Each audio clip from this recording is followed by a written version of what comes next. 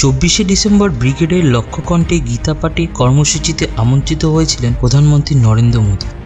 যদিও শেষ পর্যন্ত তিনি উপস্থিত ছিলেন না এই কর্মসূচিতে। রাম মন্দির উদ্বোধনের আগে মন্দির দর্শনের জন্য সাধারণ মানুষকে আমন্ত্রণ জানানোর কর্মসূচি নিয়েছে বিশ্ব হিন্দু পরিষদ। এর আগে আমরা দেখেছি তৃণমূল পরিচালিত কলকাতা পুরসভার তত্ত্বাবধানে ঘটা করে দেব দীপাবলির আয়োজন করা হয়েছে। তবে কি লোকসভা নির্বাচনের আগে বাংলায় ধর্মীয় আবেগকে শান দিতে চাইছে শাসক বিরোধী সব পক্ষই? প্রশ্ন তো উঠছেই। মিশন তবে কি 2024? পরস্পরকে টেক্কা দিতে মূল্যবৃদ্ধি, বেকারত্বের মতো সাধারণ মানুষের দৈনন্দিন নানা সমস্যার মতো বিষয়গুলিকে পিছনের সারিতে পাঠিয়ে কি উঠে আসছে ধর্ম?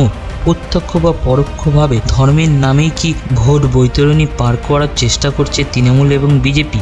প্রশ্ন উঠছে বিভিন্ন সংগঠনের নির্বাচনমুখী রোডম্যাপ দেখে। রথযাত্রা, রাম মন্দির, দুর্গাপুজো নিয়ে কখনো তৃণমূল কখনো বিজেপির শীর্ষ নেতাদের মাতামাতি অনেকদিন ধরেই দেখছে বাংলা। লোকসভা নির্বাচনের আগে তা আরও জোরালো হচ্ছে বলে মনে করছে ওয়াকিবহাল মহল।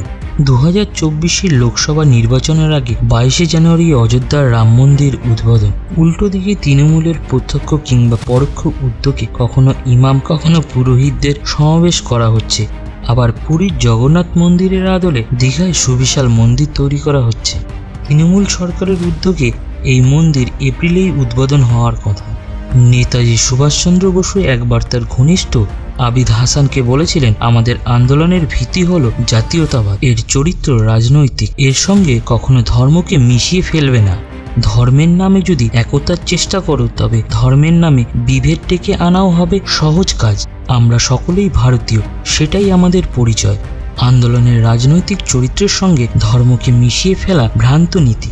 বর্তমানের রাজনীতিবিদরা নিজেদের প্রয়োজন মতো নেতাজির নামের উল্লেখ করেন, মূর্তি বসান, মালা দেন, কিন্তু তার আদর্শকে কি মেনে চলেন? প্রশ্ন উঠছে।